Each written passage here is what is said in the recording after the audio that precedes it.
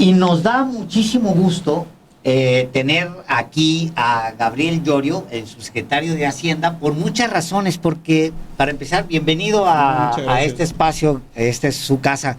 Para empezar, porque lo que hemos visto en las últimas horas ha sido una ratificación de que ya existe una carrera, una especialización, diría, dentro de gobiernos progresistas de izquierda. Ya hay especialistas, ya hay gente suficiente para hacer gobierno. Bienvenido nuevamente. No, muchísimas gracias por la oportunidad de estar aquí. Gracias, subsecretario de Hacienda. Bueno, yo comienzo formulando la pregunta en ese mismo sentido. De los hoy 6, digamos 5, dejando aparte Rogelio Ramírez de la O, el jefe de ustedes, sí, hoy, mi jefe. De los 5 servidores públicos que serán secretarios en el gabinete de Claudia Sheinbaum, ¿cuál es el perfil de ellos? Bueno, algunos los conocí en la Ciudad de México, cuando en el gobierno de la Ciudad de México todavía era en aquel entonces, acaba de pasar de ser el departamento del Distrito Federal a ser el gobierno de la Ciudad de México. Gobierno del Distrito Federal. Gobierno del Distrito Federal. Yo estaba en la Secretaría de Finanzas. ¿En el gobierno de Andrés Manuel? Cuando el presidente era el jefe de gobierno, entre 2000 y 2006. 26 años tenía Gabriel Llorio. Andaba alrededor de los 25, 26 más o menos, cuando estaba en la administración. Y por ejemplo, yo recuerdo muy bien a la doctora Sheinbaum siendo la secretaria de Medio Ambiente, con proyectos muy claros de movilidad y de eficiencia de transporte público. Luz Helena González era pues prácticamente en aquel entonces la mano derecha, sigue siendo la mano derecha de la doctora en la Secretaría de Medio Ambiente. Y los otros nombramientos también andaban ahí entre algunas de las secretarías estatales. Raquel Buenrostro. Raquel Buenrostro estaba en la Secretaría de Finanzas, en el área de la Subsecretaría de Ingresos, como se llama en el gobierno de la Ciudad de México. En la parte de recaudación, catastro. Edna también. Edna también. Esteba también estaba en el área de proyectos, me acuerdo bien. Es decir, estamos viendo en este paquete del día de hoy perfiles que ya tienen una especialización y que tienen ya una formación en gobiernos progresistas. Sí, por supuesto. Yo creo que hay cuadros técnicos muy claros en diversas áreas de especialización, y sobre todo creo que son personas, servidores y servidoras públicos que han estado formándose desde que se generó pues esta administración con el enfoque que tiene el presidente, sobre todo desde el gobierno del Distrito Federal en aquel entonces. Usted trabajó en el gobierno de López Obrador en la Ciudad de México, y ahora ha tenido oportunidad de trabajar en el gobierno federal. ¿Cómo es trabajar con él? Si es muy agarrado, si es codo, si es Es muy responsable fiscalmente. Bueno, es una manera de decirlo. Sí. Muy prudente en la parte fiscal, muy responsable también en el uso de los recursos. No quiere gastar por gastar, eso creo que queda muy claro. Una anécdota es que siempre, por ejemplo, al final del año, cuando sobra cierto presupuesto, pues algunos funcionarios quieren comprar algo, no sé, compras de último momento. Él siempre dice que no, y mejor ya no gastemos, no gastar por gastar. Ese es un principio que él tiene. Yo lo pondría así. Oiga, Gabriel, a ver, o sea, y el presidente, ¿a poco sí se sienta con usted a ver el debe y haber, digamos, como dirían los contadores en sí. más viejo? No, con todo el equipo de la Secretaría de Hacienda, obviamente con el secretario es con quien tiene el mayor diálogo y sobre todo intercambio de información con respecto a las decisiones que se toman. Y nosotros a veces participamos, nosotros me refiero a los otros subsecretarios, Antonio que está en el SAT, yo que estoy en el ramo, egresos, con donde está Juan Pablo, lo acompañamos, nos cita y sí, vamos viendo varios temas. Pero sí ven, o sea, sí se sientan con ustedes y ve el presupuesto. Ve el presupuesto. ¿Peso por peso, Gabriel? Línea por línea, presupuestal, la ejecución, cómo se va dando. Cómo va la evolución de los ingresos, siempre lo ha hecho, y a mí me pregunta mucho sobre la deuda pública, ¿no? A mí me toca esa parte, y lo hacía en la Ciudad de México. En la Ciudad de México diario monitoreaba cuál era la posición de efectivo de la caja de la Ciudad de México. Recuerdo que le hacíamos un reporte, se publicaba en internet en aquel entonces el saldo de la caja, nosotros subíamos esa información, yo era ahí el analista que le tecleaba. Entonces ve la recaudación, ve la ejecución del gasto y ve cómo va la deuda. Va los 3 grandes agregados fiscales, los monitorea con regularidad. Una de las también imputaciones que se le habían hecho, en particular a López Obrador desde jefe de gobierno y por supuesto también en sus candidaturas, es que va a ser un caos en el manejo de las finanzas públicas, va a ser un desgarriate como son todos los populistas. Llegando al final ya del gobierno del presidente López Obrador, ¿cómo están las finanzas públicas, Gabriel Llorio, que usted es el encargado de, bueno, junto con otros servidores públicos de la Secretaría de Hacienda, del manejo de las finanzas? Las finanzas públicas están en orden. Cuando lo vemos o hacemos un corte de 6 años, creo que es importante, número 1, identificar que hubo choques externos y el más fuerte fue el de COVID en 2020. Y esto tiene mucho que, lo digo porque en 2019 y 2020 se tomaron decisiones de anclaje en la política financiera y fiscal del país. ¿Cuáles fueron esos? Lo dijimos siempre, la deuda debe mantenerse estable como porcentaje del Producto Interno Bruto. Venía subiendo y si no hubiéramos interrumpido esa tendencia, ahora la deuda andaría alrededor del 68% del PIB, la deuda está abajo de 50%, entonces rompimos esa tendencia y se estabilizó. La otra tenía que ver con la recaudación, pero un punto importante entre 2019 y 2020 es que se mantuvo un balance primario positivo. Luego ya no fue posible por el impacto de COVID, pero lo que les quiero decir es, digamos, el manejo fiscal ha sido reconocido a nivel internacional. México es uno de los países con menor nivel de endeudamiento como al compararlo con el porcentaje de su economía, porque mucha gente dice es que la deuda sigue subiendo, pero la economía es más grande. La economía del presidente López Obrador es muchísimo más grande que la que tenía, bueno, otras administraciones. Y eso es lo que nos da no la sensación, sino la firmeza de que la deuda está en una senda sostenible. Entonces las finanzas están en orden, los balances los hemos cumplido con muy pequeñas desviaciones cada año con respecto a lo que nos ha aprobado el Congreso. Este es el último año ya de la administración. Prácticamente les puedo adelantar, estamos en línea con lo que nos aprobó el Congreso. Estamos con un poquito más de ingresos que vamos a tener por ahí a final de los criterios que nos aprobó el Congreso, el presupuesto. Y se va a tener incluso un ingreso. Un pequeñito ahí. Un cachito. Prácticamente estamos en línea. Y eso nos ha permitido mantener los balances, mantener la deuda como porcentaje del PIB anclado. Eso lo están viendo en la comunidad de inversionistas internacionales, las agencias, los organismos financieros. No lo reconocen y eso es lo que ha generado también una percepción muy positiva del país a nivel internacional. Porque esa es una de las partes más importantes, digamos, de este gobierno, porque venía el presidente López Obrador arrastrando los ataques de que iban a ser muy irresponsables, de que era un populista, y resulta que López Obrador es un administrador muy ortodoxo y muy puntual. Lo vemos en la mañana, no trae sus lentes, etcétera, pero es un hombre que se sienta con sus lentes a ver número por número, Gabriel. No, se sabe todos los números, sabe cómo visita las obras, sabe cómo se están ejecutando los avances. Y en la Ciudad de México era igual, él no gastaba por gastar. La deuda, recuerdo muy bien, era la crítica, se criticaba que la Ciudad de México en aquel entonces se sobreendeudaba. Sí. Y la verdad es que la Ciudad de México tuvo inclusive desendeudamientos en términos reales. La deuda, cuando pedíamos los techos, los pedíamos muy acotados. Y eso mantuvo también el endeudamiento de la Ciudad de México pues bastante controlado. Yo creo que cuando uno extrapola la experiencia que él tuvo como alcalde, ¿no? como jefe de gobierno de la Ciudad de México, si lo hubieran extrapolado al gobierno federal, pues no hubieran esperado, no hubiera visto este tipo de reacciones. En 2019 todo el mundo decía que vamos a acabar endeudados, ¿no? Como un país de Latinoamérica. En 2020 nos decían que por qué no usábamos deuda en cuando COVID. Bueno, el Consejo Coordinador Empresarial llevó 4 puntos del Producto Interno Bruto de deuda. Eso le formularon al presidente López Obrador. En algún momento hubo propuestas de tomar más endeudamiento en el 2020 para hacer respuesta a COVID. Sin embargo, sí no era fácil, pero digamos, sí se podía prever que una vez que pasara la pandemia, usualmente cuando uno ve este tipo, le voy a llamar de situaciones de estrés financiero o de salud, lo que se observa es inmediatamente una reacción importante en las tasas de interés. Tomar deuda en ese momento que después se iba a tener que refinanciar a tasas más altas en años posteriores, no era una estrategia correcta. Creo que el presidente tomó una decisión muy valiosa.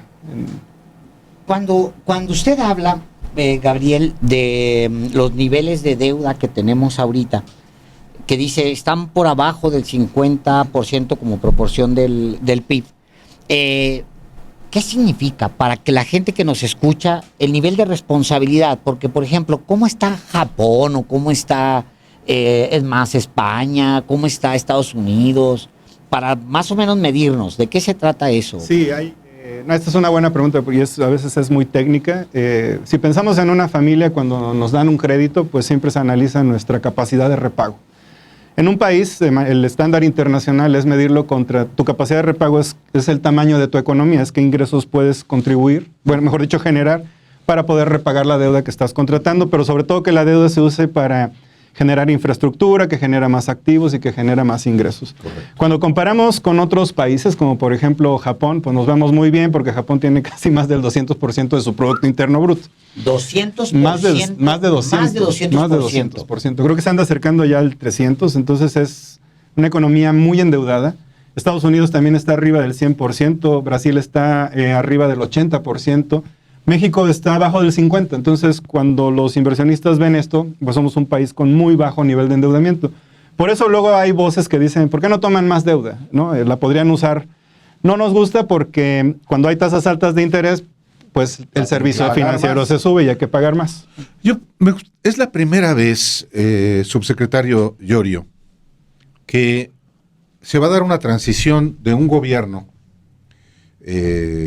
progresista a otro del mismo signo, también progresista. Es la primera vez que no se avisora una situación delicada en términos de la economía.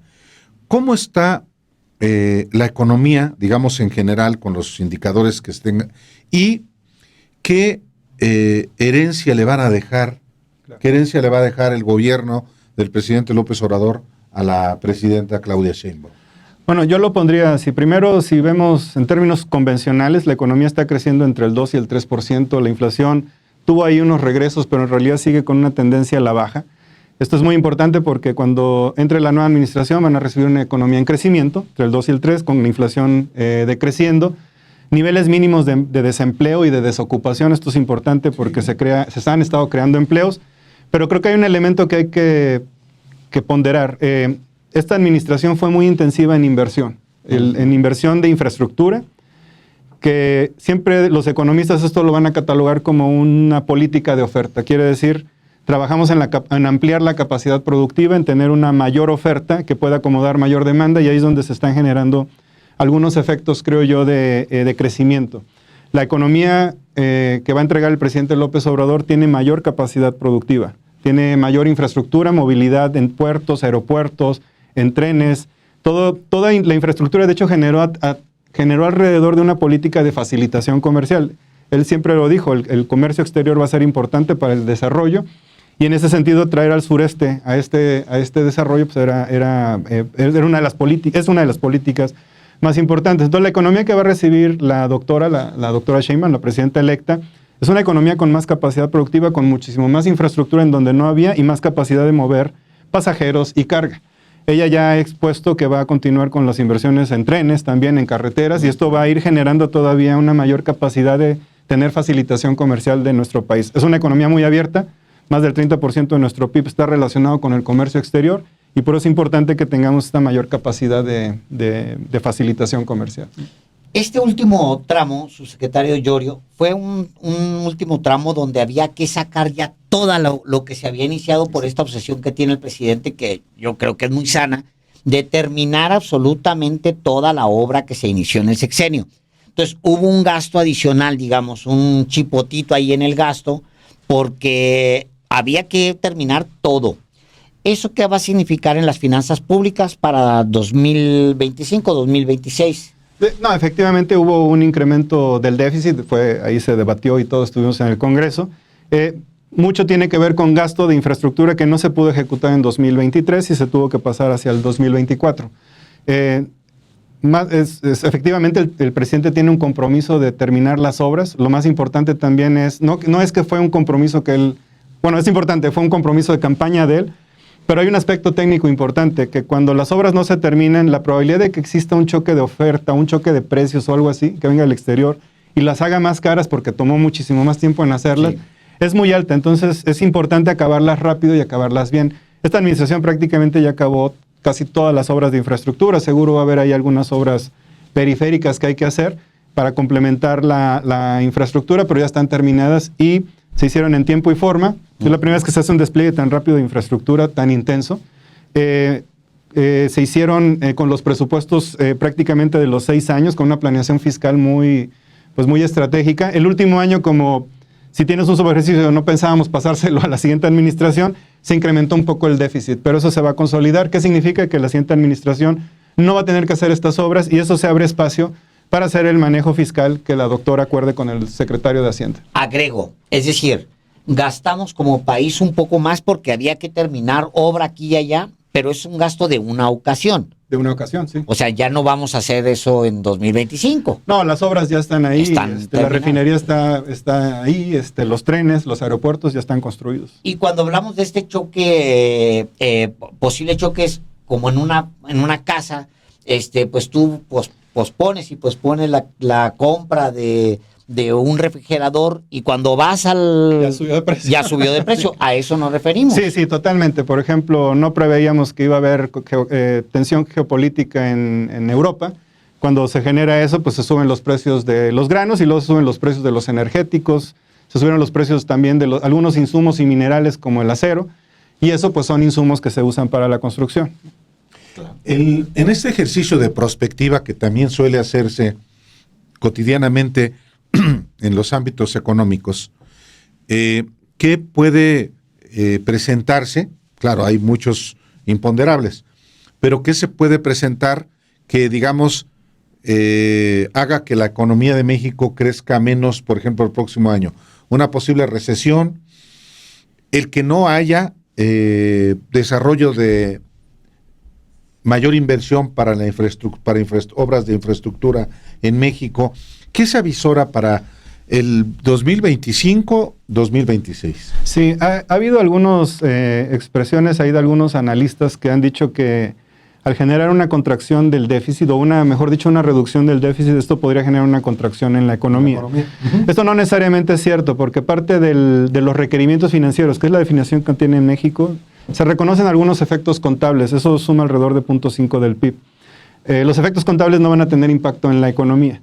Luego, los proyectos más importantes, los emblemáticos, estuvieron concentrados en el sureste. Los estados del sur, en este momento se ha trabajado en incrementar su capacidad productiva, pero siguen teniendo una contribución menor al crecimiento que como lo tienen otros estados.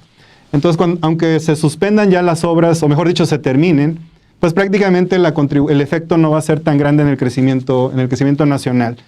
Hay otros estados que siguen creciendo más y tienen una participación mayor, como por ejemplo Ciudad de México. Ciudad de México pues tuvo proyectos como, ni siquiera el AIFA, ¿no? Que está en otro estado. Claro. Entonces, estos proyectos ya de todos modos no se iban a hacer porque están terminados. Entonces, no pensamos que vaya a haber un impacto tan grande sobre la economía. Pero que sí se está observando, ya no se habla de una recesión global, eso ya prácticamente creo que se está quedando un poco atrás. Lo que se habla es que podría haber una moderación del crecimiento a nivel internacional, Estados Unidos quizá bajando su ritmo de crecimiento, Europa dio sorpresas positivas, entonces como que todavía hay cierto nivel de incertidumbre en el crecimiento internacional y esto eventualmente nos podría llegar a México, ¿no? Hay coyunturas que se pueden aprovechar, las coyunturas globales, digamos el caso de nearshoring, pues no nos lo esperábamos hace 10 años, de repente pues, hubo una coyuntura que nos acerca a esa posibilidad. ¿Qué está viendo, subsecretario? ¿Qué ven ustedes hacia el futuro? ¿Cuáles son las oportunidades que vienen? Sí, de hecho, no, tienes razón, hace 10 años no se hablaba mucho de la relocalización de empresas, el nearshoring. De hecho, toda esta tendencia la genera un conflicto geopolítico entre Estados Unidos y China. Y cuando estaba el presidente Trump en su momento. ¿Y qué estamos observando al día de hoy? Bueno, primero es una decisión geopolítica, es un llamado de Estados Unidos a que las empresas estén, cuando menos, lo más cerca posible de Estados Unidos. Y esto creo que también nos da una ventaja muy fuerte a México, porque México es el sitio predilecto para la relocalización de empresas. ¿Y qué hemos observado? lo que ahora llamamos un poco como las dinámicas de la relocalización, tiene que ver con una preferencia obviamente cercana a la frontera, estar en Monterrey, en Saltillo, en Tijuana, en Ciudad Juárez. También una preferencia por estar cerca en el Golfo, en Veracruz, Tampico un poco. Nosotros tratando de acercar el Istmo para que ahí haya relocalización de empresas, pero que estamos observando, México prácticamente en todos los análisis podría captar la mitad de la inversión que puede generarse en la América Latina. De hecho, les adelanto, nos vamos a reunir con la subsecretaria del Tesoro de Estados Unidos y de Brasil, porque tenemos una estrategia de bloque entre los 3 países para primero ver cómo América Latina puede beneficiarse de la relocalización de empresas. Eso nos vamos a ver el día de mañana. Y prácticamente esto es lo que nos da también un poco de defensa. Si pudiera haber alguna como moderación del crecimiento internacional, en México van a estar pasando inversiones muy importantes que ya se anunciaron el año pasado, este año, y que se van a empezar a materializar en los siguientes años de relocalización. ¿Qué esperamos? Que haya, digamos, como 2 olas de nearshoring, ¿no? La primera, la que estamos observando ahora, que tiene que ver con electromovilidad, tiene que ver con microprocesadores, con aparatos eléctricos, farmacéuticos, son los sectores que hemos identificado entre Estados Unidos y México. Y la segunda ola que se esperaría tiene que ver más como con el ensamblaje de computadoras, de celulares, es lo que se esperaría. Y ahí también nos tenemos que ir preparando en el futuro, un poco es lo que se avisora, pero eso nos va a dar también mayor crecimiento. Estamos viendo niveles récords de inversión extranjera directa en el país, 25% casi del PIB. 25% del PIB. Que hemos alcanzado de inversión física, que tiene que ver mucho con una inversión muy fuerte de inversión extranjera, ¿no? Y también mexicana. Wow. Es que yo también le pregunto, subsecretario, porque uno entiende que en campaña haya mucho discurso político, pero ha pasado la campaña y con el resultado tan contundente que hubo a favor de Claudia Sheinbaum y de la coalición que lo postuló en el Congreso, sí hubo un sacudimiento, y más aún cuando se retoma el tema de la reforma al Poder Judicial de la Federación, y decía, es que se va a derrumbar la economía porque el mercado no ve bien que haya una incertidumbre, particularmente se va a romper el Estado de Derecho y la economía se va a venir abajo. En realidad, ¿qué fue lo que pasó en estos días en que hubo esos movimientos, particularmente la cotización peso-dólar? Del dólar. Bueno, hubo eventos de volatilidad y tienen varios determinantes y componentes. El principal es que creo que sí hubo una sobrereacción de los mercados. Digamos, cuando hablábamos con inversionistas internacionales, no necesariamente estaban preocupados por la reforma, sino que decían, bueno, escuchamos que pudiera esto tal vez ser un problema para la inversión. Si hay un problema para la inversión, esto podría tener un impacto posterior en el crecimiento, y eso pues nos hace preguntarnos, ¿no? Sí. Entonces, creo que más bien hubo una sobrereacción en los primeros 2 días que movió el tipo de cambio.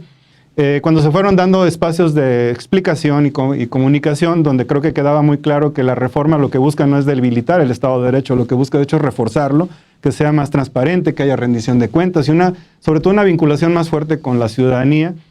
Bueno, el tipo de cambio se fue estabilizando. Uh-huh. Luego hubo otros movimientos. 60% del Producto Interno Bruto global está en elecciones este año.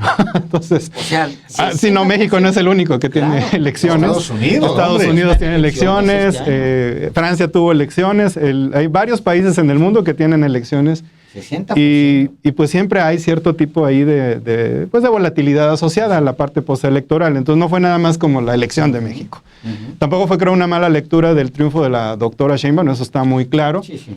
Hubo movimientos también en la Reserva Federal que fortalecieron el dólar, y eso también generó movimientos. Y también tenemos que aceptar que nuestro peso estaba un poco caro, a 16.6, pues el sector exportador se quejaba bastante. Sí. Entonces, en realidad, el tipo de cambio se ha mantenido ya muy estable. Desde hace 3 semanas está alrededor del 18.4, 18.3, llegó al 17.8 en algún momento. Más o menos está alrededor del nivel de equilibrio de la economía. Y prácticamente las tasas se presionaron un poco, ahora están bajando. Entonces, en realidad, la volatilidad en este momento está un poco ya reduciéndose, ¿no? Uh-huh. Nunca hay un tipo de cambio que sea el ideal, digamos, pero no está mal. Un 18 en este momento no está mal por distintos sectores, ayuda. Ayuda. El tipo de cambio de 16.6, exacto. Las remesas reciben más pesos ahora por esos dólares. El sector exportador tiene precios más competitivos, esto le sirve. A nosotros también nos ayuda porque vendemos el petróleo en dólares, nos dan más pesos por eso. Entonces, el tipo de cambio de equilibrio, y no decimos mucho, ya en Hacienda hemos aprendido que no decimos si nos gusta o no nos gusta. Es correcto, sí. No le movemos, es oferta y demanda, y anda flotando. Ahí anda. Pero si metiéramos el tipo de cambio en un modelo de equilibrio general, y ahí me pongo ahí medio teórico, te da alrededor del 17.6, 17.8, 18. Ahí es donde anda, y ahí es donde lo estamos observando. Algo muy importante también es que a las 2 semanas de la elección nosotros realizamos de manera simultánea 2 refinanciamientos en el mercado de Estados Unidos y en pesos. Y fue un poco para mandar una señal de, bueno, si va a haber ahí algún ruido, pues aquí estamos y estamos recomprando inclusive los bonos.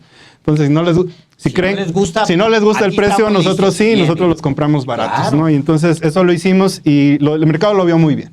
Esa fue, creo, una señal contundente y ahora vemos un tipo de cambio estabilizado que le ayuda al sector exportador. Pues adelante, señor. No, yo preguntaría nada más, ¿y para el próximo gobierno no vas a continuar en el gobierno federal? Bueno, esa ya va a ser una decisión que tomará la doctora Sheinbaum, la presidenta electa, obviamente con el secretario, el doctor Rogelio Ramírez de Alba. A mí me encantaría, obviamente, seguir apoyando ahí en la subsecretaría. Hemos venido trabajando muy bien, me encantaría poderlos apoyar. Pero ya es una decisión que escapa de... Bueno, pero además tienen ya una historia, o sea, desde los 26 años está Gabriel Llorio con el presidente López Obrador hasta hoy.